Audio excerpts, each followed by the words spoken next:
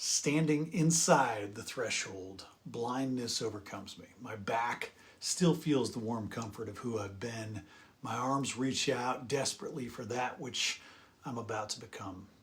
While my every molecule of self, packed into this fragile flesh vessel, writhes as the radiation of truth melts my being, almost nobody notices.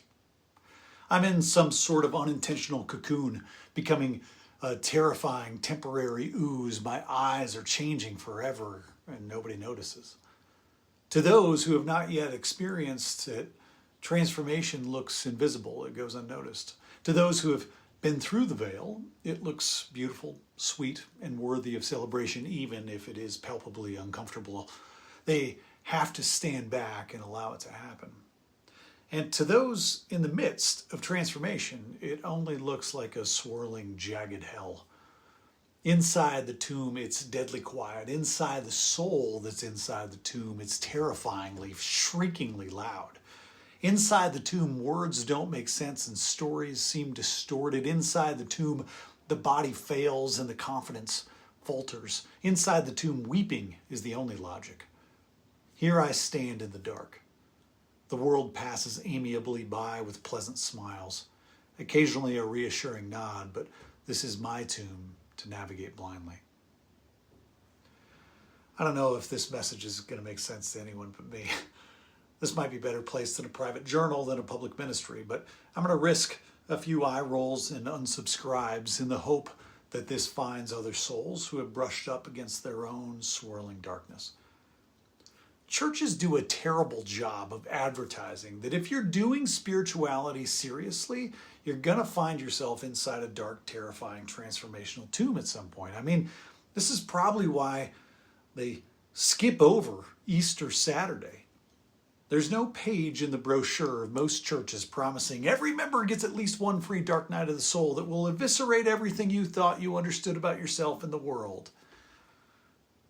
And then people are confronted with a threshold period, a deconstruction moment, a tomb of becoming, and it absolutely terrifies them. It feels evil.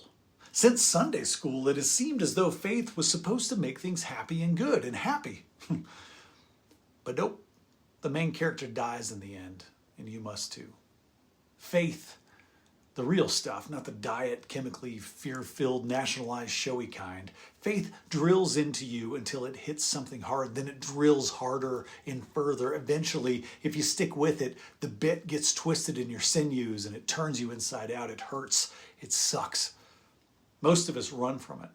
Most of us avoid it our whole lives and eventually slip away, having only visited this realm and viewed it from a safe distance. Most of us deny the depth of the tomb in favor of a shallow story of easy resurrection. But you can't skip it. I don't think so anyway. Or at least, I wish I could skip it, and I haven't been able to figure out how. It feels so lonely in the tomb if you're in there. If you're in there, you hear the chilling breeze echo off the solid walls, and there's no way imaginable that you can be anything but eternally alone. But the darkness hides the footprints of so many others who have stood where you stand. The darkness hides the shreds of old childish clothing so many others have shed inside these threshold moments. The darkness disguises evidence of eonic presence and togetherness. In the invisible specks of dust floating around you is the atomic wisdom of the ancestors who remain there with you. You are not alone in there. I notice you from inside the dark cave of becoming. I quietly ache somewhere near you, transforming silently at my own frustrating pace, somewhere in the dark tomb beside you.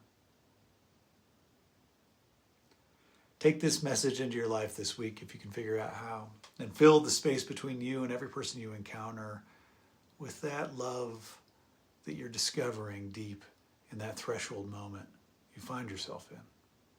My favorite church is the space between people. Now go with God's love and create the church between.